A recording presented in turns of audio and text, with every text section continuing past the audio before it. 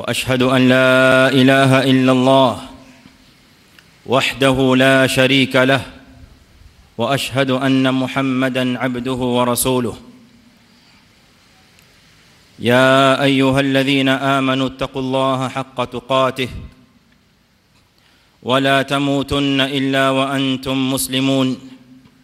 يا أيها الناس اتقوا ربكم الذي خلقكم من نفس واحدة وخلق منها زوجها وبث منهما رجالا كثيرا ونساء واتقوا الله الذي تساءلون به والأرحام إن الله كان عليكم رقيبا. يا أيها الذين آمنوا اتقوا الله وقولوا قولا سديدا يصلح لكم أعمالكم ويغفر لكم ذنوبكم ومن يطع الله ورسوله فقد فاز فوزا عظيما. أما بعد فإن أصدق الحديث كتاب الله وخير الهدى هدى محمد صلى الله عليه وسلم وشر الأمور محدثاتها وكل محدثة بدعة وكل بدعة ضلالة وكل ضلالة في النار. أيها المسلمون, tuko sasa hivi katika msimu wa mvua, katika haya masiku ambayo yanaitwa ni masiku ya kusi.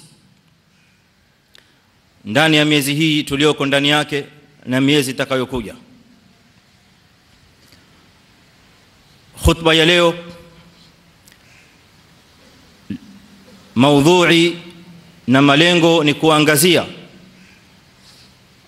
mafundisho ya Mwenyezi Mungu Subhanahu wa Ta'ala na mtume wake na ahkam zinazofungamana na masiku haya.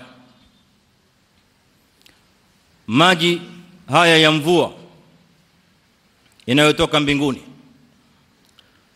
ambayo wakati huu tunayozungumza maneno haya, maji hayo yanaendelea kumiminika kutoka mbinguni. Haya maji, ayuha almuslimun, Mwenyezi Mungu Subhanahu wa Ta'ala ameelezea ndani ya Qur'ani tukufu kwamba ndi maji yanayosababisha uhai wa wanadamu, bali uhai wa kila kitu kilichoko juu ya ulimwengu huu. Anasema Mola Subhanahu wa Ta'ala fi surati al-Anbiya, waja'alna min al-ma'i kulla shay'in hayy, tukajalia kutokamana na maji kila kitu kikawa kiko hai. Uhai wa kila kitu katika ulimwengu huu, mwanadamu, wanyama, mimea na vingine vyote vilioko katika ardhi hii ambavyo viko hai, vinakuwa hai kwa sababu ya maji, kutokamana na nidhamu na kanuni ambayo Mwenyezi Mungu Subhanahu wa Ta'ala ameweka katika ulimwengu huu. Maji haya yanayoteremka katika mbinguni sasa hivi, Mwenyezi Mungu Subhanahu wa Ta'ala anatueleza kwamba ndiyo sababu ya riziki ya mwanadamu. Qala Allah Ta'ala fi surati Abasa, falyanzur al-insanu ila ta'amihi anna sababna al-ma'a sabban thumma shaqaqna al-ardha shaqqa فأنبتنا فيها حبا وعنبا وقضبا وزيتونا ونخلا وحدائق غلبا وفاكهة وأبا لماذا؟ متاعا لكم ولأنعامكم. Riziki Mwenyezi Mungu Subhanahu wa Ta'ala ameiteremsha kutokamana na mbingu, au riziki inayotoka mbinguni hii ya maji, ambayo ndiyo sababu ya mwanadamu kupewa riziki ya Mwenyezi Mungu Subhanahu wa Ta'ala, yeye pamoja na wanyama wake. Mata'an lakum wa li'an'amikum. Wa yaqulu al-Mawla 'azza wa jalla fi surati an-Naba, wa anzalna min al-mu'sirati ma'an thajjaja linukhrija bihi habban wa nabatan wa jannatin alfafa. Maji haya ambayo Mwenyezi Mungu Subhanahu wa Ta'ala anayateremsha kutoka mbinguni thajjajan, kwa miminiko wa kuendelea na kwa wingi. Mwenyezi Mungu Subhanahu wa Ta'ala anasema linukhrija, ili apate kutoa kutokamana na maji hayo mazao na mimea na riziki ambayo mwanadamu anaitumia katika ulimwengu huu ili apate kuishi. Anasema Mwenyezi Mungu Subhanahu wa Ta'ala fi surati al-Baqarah, alladhi ja'ala lakumul arda firashan was samaa binaan wa anzala minas samai ma'an fa akhraja bihi minath thamarati rizqan lakum. Maji ambayo Mwenyezi Mungu Subhanahu wa Ta'ala anayateremsha kutoka mbinguni, akhraja bihi minath thamarati, akatoa mimea na mazao na chakula, kila aina ya chakula mwanadamu anakila katika ulimwengu huu. Ukiondoa wanyama, ni chakula kinatokamana na maji. Bali hata wanyama wenyewe ambao mwanadamu anawatumia kwa ni riziki, awe ni ndege, awe ni mwanadamu wa kutambaa, awe ni mnyama wa kutambaa, au awe ni mnyama aliye na miguu minne, wa hali kadhalika, ni wanyama ambao vile vile katika ulimwengu huu wanatumia maji. Maji haya ayuha almuslimun, Mwenyezi Mungu Subhanahu wa Ta'ala ameteremsha kutoka mbinguni kuwa ni kinywaji cha mwanadamu. Wa anzala minas samai ma'an lakum minhu sharab wa minhu shajarun fihi tusimun, suratul Nahl. Mwenyezi Mungu Subhanahu wa Ta'ala anasema maji haya ambayo Mwenyezi Mungu anayateremsha kutoka mbinguni, lakum minhu sharab, suqya, wanadamu wanapata kunywa maji. Mwanadamu hawezi kukaa na kiu, na moja katika njia za kuondoa kiu chake au sababu ya kuondoa kiu cha mwanadamu ni maji. Maji yanatoka mbinguni, Mwenyezi Mungu Subhanahu wa Ta'ala anayateremsha. Mengine yanakwenda katika mito, mengine yanaingia chini ya ardhi, halafu yanageuka yanakuwa ni macho ya maji ambayo yanaendelea katika ulimwengu huu, na mwanadamu anatumia maji hayo ili kuishi katika uhai wake. Maji ayuha almuslimun, Mwenyezi Mungu Subhanahu wa Ta'ala anayateremsha kutoka mbinguni, anayasifu kuwa ni ma'an tahura, maji ambayo ni tahara. Qala Allahu azza wa jalla fi surati al-Furqan, wa anzalna minas samai ma'an tahura. Maji haya yanayotoka mbinguni ni maji ambayo ni tahara. Ma'an tahura, sifa lilma, ni maji ambayo ni tahara. Mwenyezi Mungu Subhanahu wa Ta'ala anayateremsha kutoka mbinguni yakiwa ni safi. Maji yanayotoka mbinguni ayuha almuslimun, mbali na kwamba ni tahara, ni maji yanayotumika kutahirisha kitu kingine ambacho sio tahara. Qala Allahu azza wa jalla fi surati al-Anfal, wa yunazzilu alaykum minas samai ma'an liyutahhirakum bih, na anateremsha kutoka mbinguni maji ambayo Mwenyezi Mungu Subhanahu wa Ta'ala ameifanya kazi yake ni kutahirisha wanadamu. Kwa hivyo maji yenyewe ni tahara, ma'an tahura, suratul Furqan. Na maji haya ambayo ni tahara, mwanadamu anayatumia kujitahirisha. Na ndio maana leo ewe mwanadamu, ukiwa katika hadathul akbar au hadathul asghar, unakwenda kujitahirisha kutokamana na maji. Ukiwa na najasa, unaiondoa najasa kutokamana na maji. Idhan hadha alma tahuran wa mutahhira, ni maji ambayo ni tahara na yanatumika kutahirisha. Maji yanayotoka mbinguni ayuha almuslimun, Mwenyezi Mungu Subhanahu wa Ta'ala anayasifu ndani ya Qur'ani tukufu kwamba ni maji yaliyobarikiwa. Qala Allahu azza wa jalla, qala al-Mawla Subhanahu wa Ta'ala jalla fi thana'ihi jalla fi 'ulah, qala ta'ala wa nazzalna minas samai ma'an mubaraka, surat Qaf. Na tunateremsha kutoka mbinguni ma'an, maji, mubarakan, yaliyobarikiwa. Maji haya mnayoona sasa hivi yanaendelea kumiminika na yataendelea kumiminika katika masiku yanayokuja. Ni maji ambayo Mwenyezi Mungu Subhanahu wa Ta'ala anayasifu ndani ya Qur'an kwamba ni maji yaliyobarikiwa, yaliyo na baraka. Wa anzalna minas samai ma'an mubaraka, surat Qaf aya 9. Vile vile anasema Mola Subhanahu wa Ta'ala fi surati al-A'raf aya 156, walau anna ahla al-qura amanu wattaqaw lafatahna alayhim barakatin minas samaa wal ardh.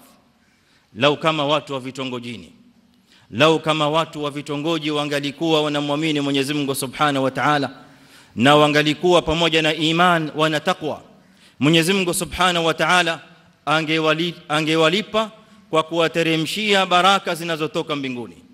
Ma hiya albarakat allati tanzilu minas samaa hiya alma, Mwenyezi Mungu anawateremshia baraka kutoka mbinguni. Wal ardh, na baraka zingine zinatoka kutokamana na ardhi. Maji yanatoka mbinguni yanamiminika juu ya ardhi, ardhi inatoa mimea, hiyo ndio baraka za ardhi. Walakin kadhabu, lakini watu wa hicho kitongoji walimkadhibisha Mwenyezi Mungu Subhanahu wa Ta'ala na wakamkanusha. Mwenyezi Mungu akawalipa yale wanayostahili. Maji ayuha almuslimun, haya yanayotoka mbinguni, Mwenyezi Mungu Subhanahu wa Ta'ala anayasifu ya kwamba ni maji ambayo ni matamu. Qala Allahu azza wa jalla wa asqaynakum ma'an furata, suratul mursalat. Na Mwenyezi Mungu Subhanahu wa Ta'ala anasema, na tunawanywisheni enyi wanadamu, tunawapeni maji ya kunywa ambayo furatan ay adhban, maji ambayo ni matamu. Pale nyumbani kwako nenda ukaweke ndoo ya maji, ukinge maji yanayotoka mbinguni, alafu uyanywe, uangalie utamu wake. Nani aliyoyafanya maji hayo kuwa ni matamu asiyekuwa Mwenyezi Mungu Subhanahu wa Ta'ala? A antum anzaltumuhu min almuzni am nahnu almunzilun? Ni Mwenyezi Mungu Subhanahu wa Ta'ala anayeteremsha maji hayo kutoka kwenye mawingu, maji ambayo Mwenyezi Mungu ameyasifu ya kwamba ni furatan, maji matamu. Angelitaka Mwenyezi Mungu Azza wa Jalla maji haya yanayotoka mbinguni sasa hivi yanamiminika katika ardhi hii yakawa ni maji ya utungu, nani katika wanadamu anaweza kuyanywa maji hayo? Nani katika wanyama au katika mimea au katika mazao au katika viumbe ambavyo vinaweza kutumia maji ambayo hayawezi au haiwezekani kwa kiumbe chochote kuyatumia maji hayo kwa sababu ni chungu? Lakini Mwenyezi Mungu Subhanahu wa Ta'ala anasema wa asqaynakum ma'an ay ma furatan, maji ambayo ni adhban, maji ambayo ni matamu wanadamu wanatumia katika ulimwengu huu. Ayuha almuslimun, maji haya ambayo tumesikia sasa hivi sifa zake ndani ya Qur'an, Mwenyezi Mungu ameyasifu maji haya ma'an mubarakan, ameyasifu maji haya ni ma'an tahura, ameyasifu maji haya ni mutahhiran, ameyasifu maji haya ni kwa sifa zingine mbalimbali ndani ya Qur'ani ambazo tumezitaja. Fayatura, ni zipi katika mambo au ni yapi katika mambo ambayo Muislamu anafaa kuyajua yanayofungamana na maji haya yanayotoka mbinguni? Haya maji ayuha almuslimun yanayomiminika kutoka mbinguni yana adab na yana sunan na yana ahkam ambazo Muislamu anafaa kuzisoma na kuzijua. Tukianza katika masala ya kwanza, adab na sunan na ya maji haya yanayomiminika kutoka mbinguni. Jambo la kwanza katika adab na sunan za Mtume Muhammad sallallahu alayhi wasallam ni pindi mwanadamu anapoona mawingu ya maji. Wingu linapotanda katika ulimwengu, juu ya sakafu ya ulimwengu kumekuwa na mawingu ambayo yanayopelekea maji kumiminika katika ulimwengu huu, kwa sababu maji hayaji kwa ghafla. Maji Mwenyezi Mungu Subhanahu wa Ta'ala ameyawekea sababu yake. Ndio maana akasema wa anzalna minal muhsirat wal muhsirat hiya suhub. Ndio maana Mwenyezi Mungu akasema antum anzaltumuhu minal muzn wal muzn hiya sahab. Kwa hivyo Mwenyezi Mungu ameweka mawingu ambayo ni sababu ya maji kumiminika. Mtume sallallahu alayhi wasallam ametufundisha kwamba Muislamu anapoona wingu la maji linaanza kutanda, kama alivyopokea Imamu Abu Daud fi sunanihi an Aisha radhiyallahu anha qalat kana Rasulullah sallallahu alayhi wasallam idha raa nashi'an fi ufuqi as-sama' taraka al-amala wa in kana fi salah thumma yaqul Allahumma inni a'udhu bika min sharriha. Hilo ni fundisho la kwanza la Mtume alayhi salatu wasalam. Kabla ya maji kumiminika, Muislamu anapoona mawingu ya maji yametanda katika ulimwengu, maji yanakurubia kumiminika na mawingu yameanza kutapakaa katika ulimwengu huu, mafundisho ya bwana Mtume sallallahu alayhi wasallam kama alivyopokea Aisha fi sunani Abi Daud bisanadin sahih, anasema kana Rasulullah sallallahu alayhi wasallam, Mtume alayhi salatu wasalam alikuwa idha raa nashian fi ufuqi sama, alikuwa anapoona mawingu ya maji yanaanza kutanda na yameanza kushikamana katika ulimwengu huu. Nashian ni wingu ambalo linaanza kushikana kabla ya wingu la maji kuanza kuwa ni kubwa. Yale mawingu yanapokwenda kushikana yanaitwa nashian fi ufuqi sama, katika mbingu. Mtume alayhi salatu wasalam taraka al-amal, anawacha kazi yote ambayo alikuwa anaifanya. Wa in kana fi salah, hata akiwa yuko ndani ya sala. Thumma yaqul, alafu mtume wetu alayhi salatu wasalam alikuwa akisema, Allahumma inni a'udhu bika min sharriha, ewe Mola najilinda kwako kutokamana na shari ya mawingu haya. Mawingu yanapotanda ayuhal muslimun, ni moja katika mambo mawili: ima ni rehema ya Mwenyezi Mungu Subhanahu wa Ta'ala, au ni adhab ya Mwenyezi Mungu Azza wa Jalla, wal iyadhu billahi min dhalik. Anasema Mola Subhanahu wa Ta'ala fi surati al-Ahqaf, falamma ra'awhu 'aridan mustaqbila awdiyatihim qalu hadha 'aridun mumtiruna bal huwa masta'jaltum bihi rihun fiha 'adhabun alim. Haya mafundisho ndiyo yaliyokuwa katika fahamu ya Mtume Muhammad sallallahu alaihi wasallam, sio kama wanavyodhani wanadamu, na sivyo kama wanavyofikiria wanadamu kulingamana na elimu zao na kulingana na kanuni zao za kibinadamu na za kielimu za sayansi, kwamba mawingu yanapotanda ni mawingu ambayo yanakuja na mvua. Mafundisho ya Mtume alayhi salatu wasalam, sio kila wingu ni wingu la mvua. Na mafundisho haya yanatokamana na Qur'an. Mwenyezi Mungu Subhanahu wa Ta'ala anamwambia mtume wake na kuwaambia Waislamu na wanadamu wote, falamma ra'au, watu walipoliona wingu la maji limetanda katika ulimwengu, aridan mustaqbila awdiyatihim, wingu linakuja kuelekea katika maeneo yao walipokuwa wanaishi katika zile audia. Qalu, walisema hadha aridun mumtiruna, hili ni wingu la maji limekuja kututeremshia maji. Mwenyezi Mungu Subhanahu wa Ta'ala anawaambia mambo ambayo walikuwa hawayajui hawa watu ambao Mwenyezi Mungu aliwaangamiza na kuadhibu. Qala bal huwa masta'jaltum bih, Mwenyezi Mungu anasema hii ndiyo ile ambayo mlikuwa mkiifanyia haraka, kwa sababu hawa ni katika wale watu ambao walikuwa wakiwaambia mitume wao walipowakanusha na kuwakadhibu na kuwakadhibisha, wakawaambia kama nyinyi ni wa kweli katika haya maneno mnayoyasema, basi tuleteni adhabu ya Mwenyezi Mungu Subhanahu wa Ta'ala. Kwa hivyo walifanya istijal ya adhabu ya Mwenyezi Mungu Azza wa Jalla. Mwenyezi Mungu anasema hadha mastajaltum bih, hii ndio ile ambayo mlikuwa mkiifanyia haraka. Rihun ni upepo na mawingu ambayo yanabeba adhabun alim, adhabu kali.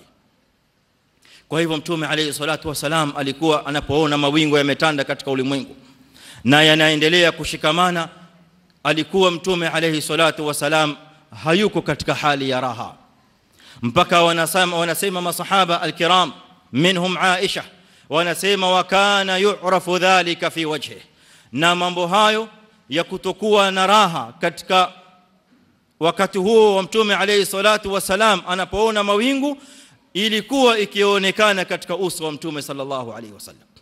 Anaingia, anatoka, anakwenda nje, anaingia ndani katika hali ya wasiwasi na hofu. Hajui wingu hili ambalo Mwenyezi Mungu amelileta, hal huwa sahabun mumtir au huwa adhabun min indillahi azza wa jalla, hili ni wingu la mvua au ni wingu la adhabu.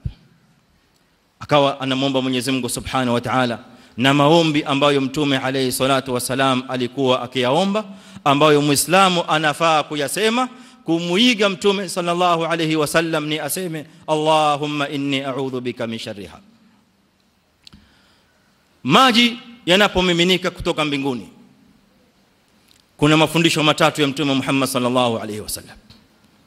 Fundisho la kwanza, Muislamu anapoona maji yameanza kumiminika, mvua inaendelea kunyesha au mvua imeanza kunyesha, Muislamu anafaa kufuata mafundisho ya Mtume alayhi salatu wasalam katika mambo matatu yafuatayo. Jambo la kwanza, an yaqula bil ma'thur أو أن يدعو بالمأثور وبما جاء عن النبي صلى الله عليه وسلم أو بدعاء ile dua ambayo mtume alayhi salatu wasalam alikuwa akiomba wakati mvua inaanza kunyesha. Rawa al-Bukhari an Aisha radhiyallahu anha qalat qala Rasulullah sallallahu alayhi wasallam idha ra'a al-matara qala Allahumma sayyiban nafi'a. Mtume alayhi salatu wasalam alikuwa anasema anapoona mvua inaponyesha au mvua inapoanza kunyesha. Aisha radhiyallahu anha anasema mtume alayhi salatu wasalam alikuwa akisema Allahumma sayyiban nafi'an, ewe Mola yajalie maji haya na ifanye mvua hii iwe ni mvua yenye kuendelea na mvua iliyo na manufaa. Sayyiban ay munhamiran mutadaffiqan, maji yanayoendelea kumiminika na maji yanayoendelea kushuka kwa mturuziko na kwa mfujo. Nafi'an, lakini sio maji yanayoendelea kumiminika yatakayoleta madhara, kwa sababu yakimiminika sana yatakuja kuleta mafuriko, yatakuja kudhuru watu na wanadamu. Mtume alayhi salatu wasalam Mwenyezi Mungu Subhanahu wa Ta'ala alimpa jawami'ul kalim, akawa anasema sayyiban, maji munhamiran mutadaffiqan, yateremshe kwa wingi, lakin nafi'an, lakini yaliyo na manufaa. Kwa hivyo ewe Muislamu, unapoona mvua inanyesha, usikae ukaangalia mvua umeitolea macho huku mdomo wako umeufunga, halafu unaisifu mvua au unaitukana. Hii mvua inzidi sana, hii mvua yamiminika tangu juzi haisimami. Badala kusema maneno kama haya, mtume alayhi salatu wasalam amekufundisha ma huwa afdalu min dhalik. Madha taqul? Taqulu Allahumma sayyiban nafi'a. Thaniyan, Muislamu anapoona mvua inanyesha yad'u bima yasha wa yukthiru min ad-du'a, aombe anachotaka kukiomba na akithirishe katika maombi yake. Jambo la kwanza, unaomba dua ambayo mtume alayhi salatu wasalam amekufundisha, dua mahsusi ya mvua.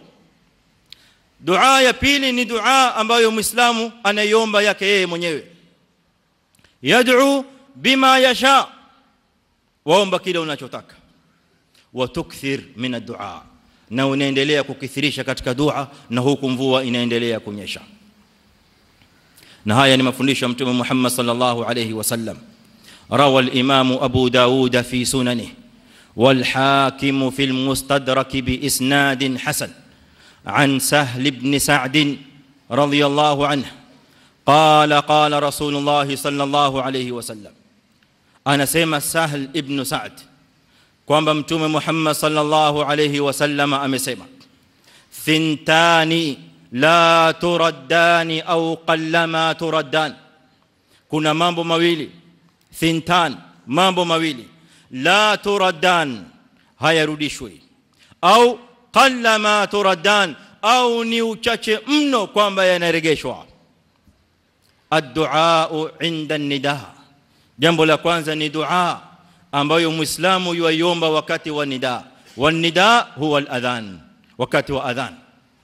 Kuna dua ambayo Muislamu anatakiwa katika sunna ya mtume Muhammad sallallahu alaihi wasallam aiombe yake yeye mwenyewe wakati wa adhan, na dua hiyo hairejeshwi. Kinyume na vile ilivyo leo, adhana inaendelea, wa yunadi almunadi li salah, watu wako katika mazungumzo yao ya upuzi, watu wanaangalia mipira, wengine wanacheza dumna na wengine wanacheza keram, wanapitwa na wakati ambao ni mkubwa Mwenyezi Mungu Subhanahu wa Ta'ala ameweka kuwa ni zawadi ya Muislamu. Ukiomba katika wakati huo wa nidaa, hadha dua la yurad, huo ni wakati wa kwanza. Jambo la pili ambalo hali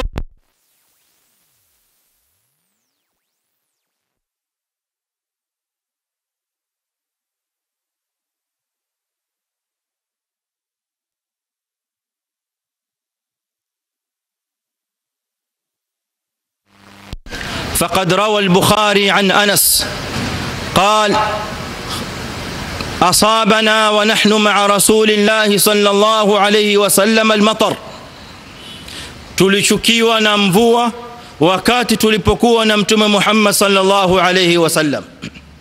Fahasara Rasulullah sallallahu alayhi wasallam thawba, mtume sallallahu alayhi wasallam akainua nguo yake, hatta asabahu min almatar, mpaka akifikiwa na maji ya mvua katika mwili wake. Faqulna, tukasema, ya Rasulullah, ewe mtume wa Mwenyezi Mungu, lima sana'ta hadha, kwa nini umefanya hivi? Qal, akasema, li'annahu hadithu ahdin bi rabbih, kwa sababu maji haya ya mvua yameumbwa hivi karibuni kutoka kwa Mwenyezi Mungu Subhanahu wa Ta'ala, na yameanza kushuka hivi karibuni kutoka juu mbinguni. Anasema Imam an-Nawawi, maana ya maneno haya ni kwamba maji ni rahma, na rahma hii imeanza kushuka hivi karibuni kutoka kwa Mwenyezi Mungu Subhanahu wa Ta'ala juu mbinguni. Kwa hivyo yustahabu lilmuslimika, badala ya Muislamu leo anakimbilia katika nyumba yake, anawakiingia katika gari anajifinika maji asimfikia. Naam, pengine usitote na maji, lakini sunna ya mtume alayhi salatu wasalam, fanya bidii sehemu fulani ya maji ikufikie katika mvua, tena iwe ni sehemu ya kwanza ya mvua inapomiminika, inda awwalil matar, maji pale yanapoanza kushuka mara ya kwanza. أقول قولي هذا وأستغفر الله العظيم لي ولكم ولسائر المسلمين فاستغفروه إنه هو الغفور الرحيم وهو البر الكريم.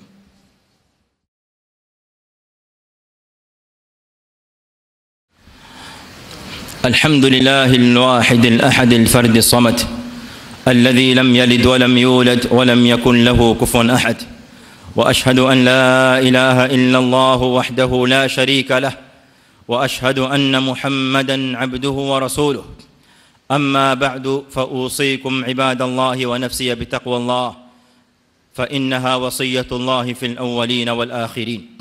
قال الله جل في علاه: ولقد وصينا الذين أوتوا الكتاب من قبلكم وإياكم أن اتقوا الله وإن تكفروا فإن لله ما في السماوات وما في الأرض وكان الله غنيا حميدا. أيها المسلمون, mazungumzo yaliyobakia katika sehemu ya pili ya khutba hii yanayofungamana na mvua na maji yanayotoka kutoka mbinguni ni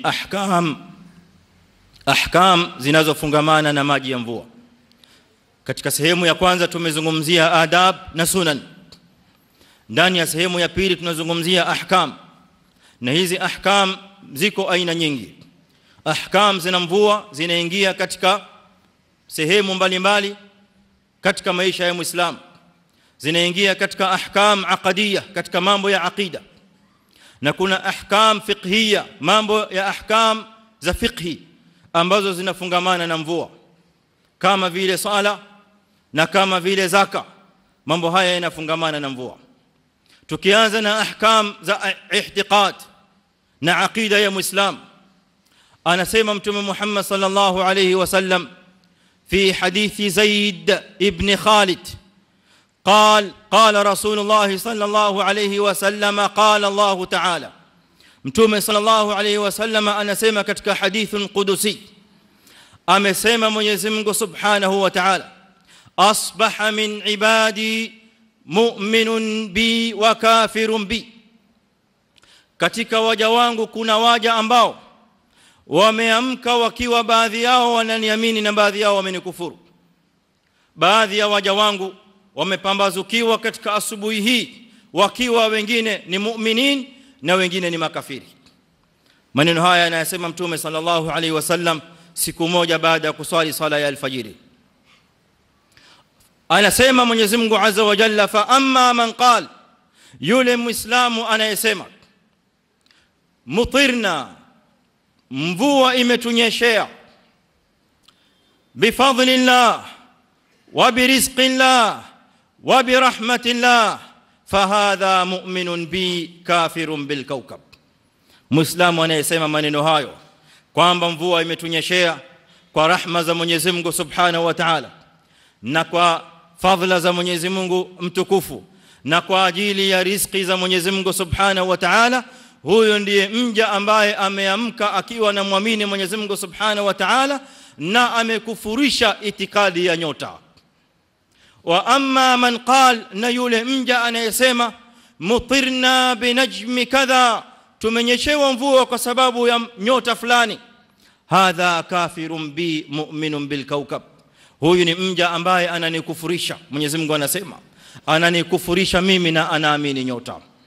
Mafundisho ndani ya hadithi hii ayuha almuslimun ni kwamba muislamu anatakiwa katika i'tiqad, katika akida yake na katika imani yake awe anaamini kwamba sababu ya mvua kushuka ni rahma za Mwenyezi Mungu na fadhila za Mwenyezi Mungu na riziki ya Mwenyezi Mungu Subhanahu wa Ta'ala. Haya mengine yote anayoyajua au aliyosemeshwa ndani ya mashule na ndani ya vyuo vikuu, hizi ni sababu ambazo Mwenyezi Mungu Subhanahu wa Ta'ala ameziweka za kupatikaniwa kwa mvua, zinaitwa as-sunan al-kauniyah, lakini sio sababu yenyewe ya mvua kushuka. Leo vijana wetu wanafundishwa ndani ya mashule, mvua inashuka wakati upepo unapokwenda sehemu hii, inapanda namna hii na inashuka namna hii, alafu mawingu yanatanda kisha mvua inashuka. Hakuna katika maneno hayo kwamba kuna Mwenyezi Mungu Subhanahu wa Ta'ala anayepeleka mambo hayo. Hakuna katika vitabu vya science inayosomeshwa watoto wetu shuleni leo na kesho na mpaka siku ya kiyama kwamba Mwenyezi Mungu Subhanahu wa Ta'ala wa huwa alladhi yunazzilu al-ghaytha min ba'di ma qanatu wa yanshuru rahmatah. Mwenyezi Mungu Subhanahu wa Ta'ala ndiye anayeteremsha mvua. Watoto mashule hawafundishwi maneno hayo, kwa sababu anayosomesha maneno hayo si aliye Muislamu, ni watu wasiokuwa Waislamu. Kwa hivyo watoto wa Kiislamu wanafundishwa maneno hayo ba'idan 'anil aqida wa ba'idan 'anil iman. Ndio maana watoto wa Kiislamu leo wanatakiwa kusoma elimu za science, waje wawasomeshe watoto wa Kiislamu elimu ya science iliyo ya Kiislamu. Mtoto wa Kiislamu afundishwe kwamba mvua inashuka, lakini mvua inashuka anayeteremsha mvua ni bifadlillah wa birahmatillah wa birizqillah, sio binajmi kadha, sio bisahabi kadha, sio kwa sababu ya formula fulani. Hii inapopambana na hii na inapoingiana na hii, kuna chemistry na biology na jiografia fulani. Hakuna jiografia inayoteremsha mvua, hakuna science inayoteremsha mvua, hakuna meteorology inayoteremsha mvua. Mvua inashuka kwa ajili ya Mwenyezi Mungu Subhanahu wa Ta'ala akitaka. Hii ndio akida ya Muislamu ambayo kutokamana na elimu za kimagharibi zilivyowavamia Waislamu leo wanapotoshwa ndani ya akida zao. Kwa hivyo watoto wa Kiislamu leo wanakulia ma'al asafi shadid, anaambiwa mutirna bikadha wa kadha, lakini sio Mwenyezi Mungu Subhanahu wa Ta'ala. Ama kwa upande wa ahkam alfiqhiyya, ahkam fiqhiyya ziko nyingi ayuha almuslimun. Kama tulivyotaja, mvua inaingia ndani ya ahkam za swala na inaingia ndani ya ahkam za zaka. Tukishika upande wa swala peke yake ndani ya khutba hii kwa sababu ya wakati, mvua inaponyesha, Mwenyezi Mungu au Mtume alayhi salatu wasalam katika mafundisho yake amewafundisha Waislamu mambo mawili. Jambo la kwanza, wakati wa mvua inaponyesha na kumiminika, tasqutu au yasqutu wujubu aljamaati fi almasjid. Hilo jambo la kwanza. Sote tunajua ayuha almuslimun, hakuna aliye na shaka juu ya maneno haya kwamba al-aslu fi salati aljamaati alwujub. Sala ya jamaa ni wajib ala kulli muslimin dhakarin baligh, kwa kila muislamu aliyebalighe ambaye ni mwanamume. Tajibu alayhi as-salatu jama'atan fil masjid. Lakini Mtume sallallahu alayhi wasallam kutokamana na hii mvua inayomiminika akamwekea muislamu ruhusa, na ruhusa yenyewe kama rawa al-Imam al-Bukhari wa Muslim an Abdullah ibn Umar radiyallahu anhu قال كان رسول الله صلى الله عليه وسلم ينادي مناديه ألا ينادي مناديه في ليلة مطيرة أو في الليلة الباردة ذات الريح ألا صلوا في رحالكم، وفي رواية الصلاة في الرحال. تومي عليه الصلاة والسلام katika hadithi aliyopokea Imam al-Bukhari wa Muslim, katika hadithi vile vile ambayo amepokea Imam al-Bukhari min hadithi Abdullah ibn al-Harith, katika hadithi vile vile ambayo ameipokea Imam Ibn Majah min hadithi Usama al-Hudhali, anasema Mtume sallallahu alayhi wasallam alikuwa katika usiku ulio na mvua nyingi au katika usiku uliokuwa wa baridi kali na ulio na upepo wa kuvuma. Mtume sallallahu alayhi wasallam alikuwa akimfundisha yule anayeadhini, muadhini wake, aseme ala sallu fi rihalikum, swalini ndani ya majumba yenu. Hii ni sunna ya Mtume Muhammad sallallahu alayhi wasallam. Kwamba hujayasikia maneno haya au kwamba maneno haya waislamu hawayatekeleza, hayo ni mambo mengine, lakini hadhihi sunna thabita an nabii sallallahu alayhi wasallam, na hiyo ni ruhusa ya kwanza Mtume alayhi salatu wasallam amekupa. Limadha? Kwa sababu dini ya Uislamu Mwenyezi Mungu anaisifu ndani ya Qur'an, ma ja'ala alaykum fi ad-din min haraj, hakuna uzito katika dini ya Mwenyezi Mungu subhanahu wa ta'ala. Mvua inanyesha kali usiku, upepo ni wenye kuvuma, baridi ni kali katika usiku, muadhini anafaa anapoadhini anasema imma ba'da al-adhan au katikati ya adhan, baada ya kusema hayya 'ala al-salah hayya 'ala al-falah, au badala ya hayya 'ala al-salah hayya 'ala al-falah anatakiwa aseme as-salatu fi ar-rihal au ala sallu fi rihalikum. Kwa hivyo watu walioko majumbani wanasikia maneno haya, wanaambiwa swalini majumbani. Swala haijaanguka. Ruhusa iliyotolewa na Mtume sallallahu alaihi wasallam ni kwamba swala ya jamaa haisaliwi msikitini kwa sababu ya mashaka na uzito na tabu ya watu kuja ndani ya misikiti katika upepo mkali na baridi, na katika siku ambayo mvua inaendelea kunyesha katika ulimwengu au katika masiku ya mvua. Thaniyan, ruhusa ya pili ya Mtume sallallahu alaihi wasallam upande wa sala. Lau kama waislamu tayari wamekuja msikitini, wakati huo wakija pengine mvua ilikuwa ni rasharasha, imepungua kidogo, waislamu wameingia msikitini. Wakiingia msikitini baada ya punde kidogo mvua ikaanza kunyesha kali, watu wakiangalia mawingu namna hii yametanda na mvua inanyesha ni nzito, na waislamu wana yakini kwamba mvua hiyo inaendelea kunyesha na itaendelea kunyesha kwa kasi hadi sala itakayokuja. Hapa Mtume sallallahu alaihi wasallam vile vile ametoa ruhusa kwa waislamu upande wa jamaa. Inajumuishwa swala mbili, imma salatu adh-dhuhri wal 'asr au salatu al-maghrib wal 'isha. Lakini katika masala haya ya pili, ayuha almuslimun, inatakiwa kwa waislamu na hususan al-a'imma, maimam, wawe waangalifu sana katika mambo haya, mambo ya al-jam'u fi salah, kwa sababu haya masala ya pili ni masala ya khilaf, na khilaf iliyoko katika masala haya ni khilaf nzito baina al-ulama, kwa sababu kuna baadhi yao ambao wanasema la jam'u fi al-matar, wako baadhi yao wanaosema katika kauli ya pili jam'u ya matar ni sala mbili pekee yake, al-maghrib wal 'isha wa laysa adh-dhuhr wal 'asr.